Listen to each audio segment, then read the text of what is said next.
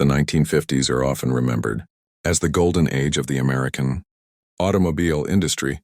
It was a time when everything in the United States was built bigger, bolder, and heavily inspired by the space age. But in the race to create the car of the future, some automakers made decisions that looked revolutionary on paper, yet turned into complete failures in real life. Inspired by famous lists like the stupidest cars of the 1950s you've never seen before, today we take a look at 4 strange and unusual cars from the 1950s that confused buyers of their time and still remain fascinating chapters in automotive history.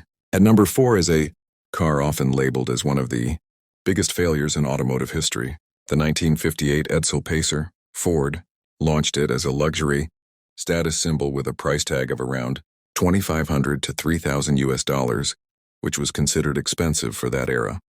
But as soon as it reached showrooms, people couldn't take their eyes off its strange front grille, which quickly earned nicknames like toilet seat and horse collar.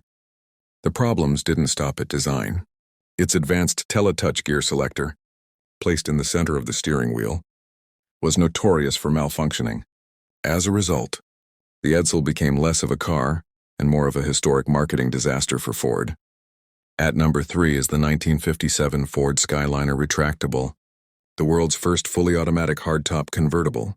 Priced at around $2,900 US. This car allowed its steel roof to disappear into the trunk with the push of a single button, a feature that felt like pure space-age technology at the time. However, the system relied on more than 600 feet of wiring and dozens of electric motors.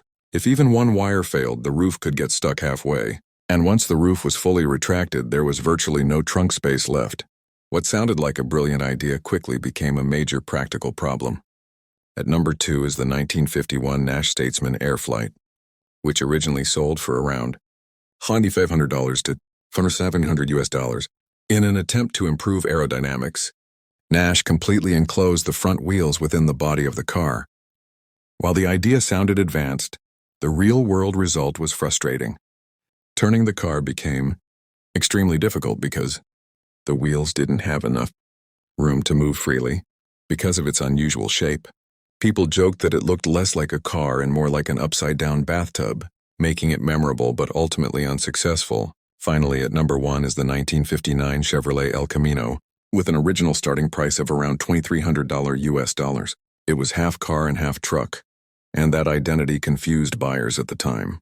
Chevrolet attempted to blend style with utility, but the vehicle sat too low to function as a true work truck. As a result, it failed during its initial release.